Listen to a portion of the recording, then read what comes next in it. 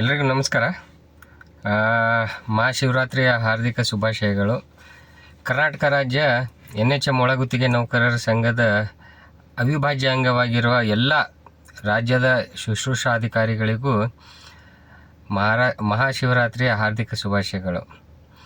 ಇವತ್ತು ವಿಡಿಯೋ ಮಾಡೋಕ್ಕೆ ಕಾರಣ ಏನಪ್ಪ ಅಂತಂದ್ರೆ, 2 ವರ್ಷದ ಹಿಂದೆ ನಾವು NHM ಒಳಗುತ್ತಿಗೆ ನೌಕರರ ಸಂಘದ ವತಿಯಿಂದ ಫ್ರೀಡಮ್ ಪಾರ್ಕಲ್ಲಿ ಒಂದು ಉಗ್ರವಾದ ಹೋರಾಟವನ್ನು ಮಾಡಿದ್ವಿ.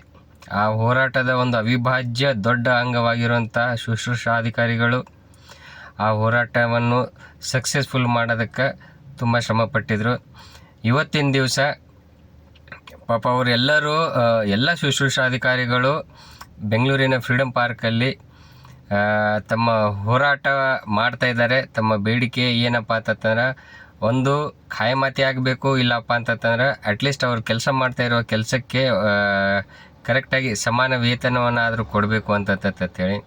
ಸೊ ನಾನು ಇವತ್ತಿನ ದಿವಸ ನಿಮ್ಮೆಲ್ಲರಿಗೆ ನನ್ನ ವೈಯಕ್ತಿಕ ಪರವಾಗಿ ನಿಮ್ಮೆಲ್ಲರನ್ನು ಶುಭ ಕೋರುತ್ತಾ, ನಿಮ್ಮ ಈ ಹೋರಾಟ ಜಯಶಾಲಿ ಆಗಲಿ, ಸಕ್ಸಸ್ಫುಲ್ ಆಗಲಿ, ಒಂದು ಒಳ್ಳೆಯ ರಿಸಲ್ಟಲ್ಲಿ ಕನ್ವರ್ಟ್ ಆಗಲಿ ಅಂತ ಹೇಳ್ತಾ ನಿಮಗೆಲ್ಲರಿಗೂ ಶುಭಾಶಯಗಳನ್ನು ಕೋರ್ತಾ ಇದ್ದೀನಿ. ನಮಸ್ತೆ.